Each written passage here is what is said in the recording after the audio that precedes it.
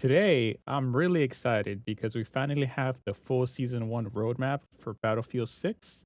New maps, new weapons, and a brand new armored vehicle, and even a winter event are on the way, and I'm going to break down everything you need to know. Season 1's first phase features 3 new weapons, a new map, vehicle, multiplayer mode, attachments, and more.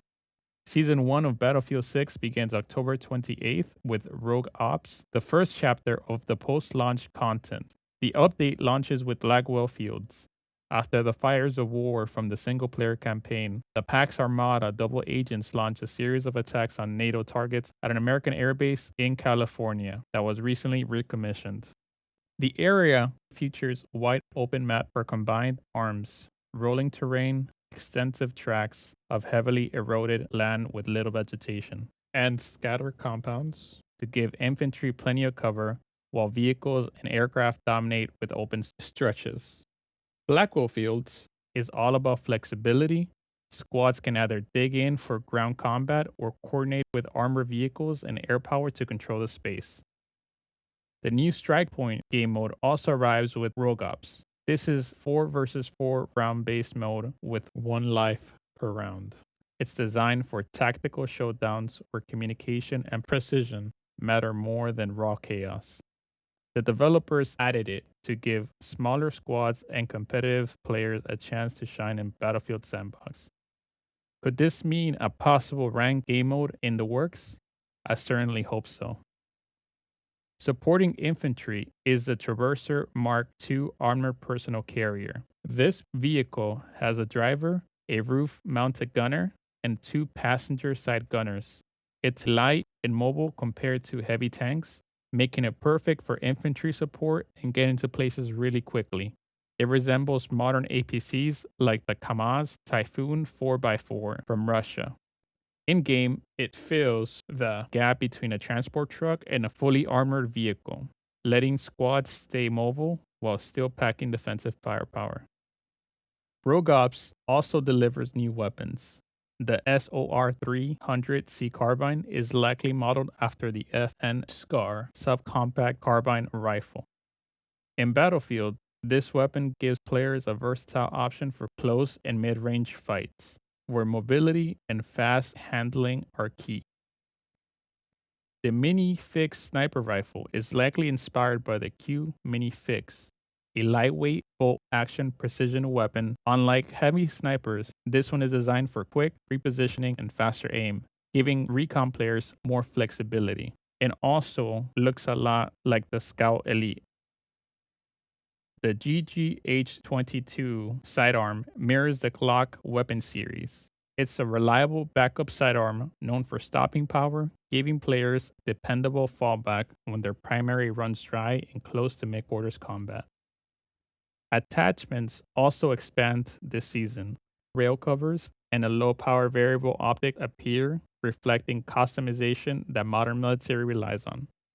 Guardrails are used to prevent rifles keeping dirt and moisture off your scope and out of your rifle barrel. In Battlefield, these attachments may allow players to adapt their rifles for better accuracy and handling across ranges. On November 18th, Phase 2 begins with California Resistance. As part of a coordinated strike across the west coast of the United States, Pax Armada sleeper agents planted themselves as part of the Eastwood community, an affluent suburb connected to a golf course. But now, the once sleeping agents have now activated. The new map, Eastwood, drops players into a suburban neighborhood, complete with winding streets, open lawns, golf course terrain, as well as plenty of cover and exposed areas. It's a contrast to wide battlefields, offering close-quarter ambushes mixed with open firing lines. The developers likely built this to test urban combat flow in a more compact civilian environment. This map will support land vehicles and helicopters. The new mode Sabotage also releases teams of 8 attack and defend objectives in a round-based demolition gameplay. It's a nod to classic competitive game modes where one squad sets charges and the other must prevent detonation. Sabotage gives structured squads a mode focused on strategy and timing rather than sprawling chaos. California Resistance also gives new firepower. The DB12 shotgun closely resembles the DP12, a bullpup double-barrel shotgun. It's devastating in close quarters and designed to clear rooms and dominate tight choke points. The M327 trait revolver is likely modeled after the Chiappa Rhino, a futuristic revolver with unique design in Battlefield. This sidearm offers high damage per shot, rewarding accuracy and timing, similar to the classic .44 Magnum. The Troy angled grip attachment enters as well, modeled on real firearm foregrips. It improves handling and recoil control, letting players fine-tune their rifles for aggressive playstyles. This update also reintroduces battle pickups. Similar to power weapons in other games, these are powerful weapons scattered on maps that anyone can grab, but they have limited ammo. This feature forces squads to fight for map control and rewards players who take the risk of rushing for these game-changing tools. When one of these shows up, you want to make sure you secure it, as it could change the fate of the battle. The season closes with Winter Offensive on December 9. Environmental threats have been detected, and temperatures have dropped well below freezing in Brooklyn. Gear up, stay warm, and take complete control of the barrel. The Empire State map transforms into a frozen battlefield, covered in snow and ice. This isn't just a cosmetic reskin. Icy terrain changes sightlines, movement, and the atmosphere of urban combat. This will be a limited time map, possibly part to kick off the Christmas celebration. The Ice Lock emerges. Winter Offensive also brings the Ice Lock limited time event.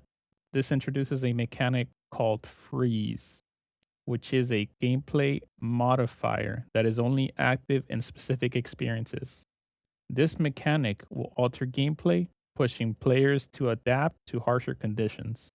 Finally, a new melee weapon arrives, the Ice Climbing Axe.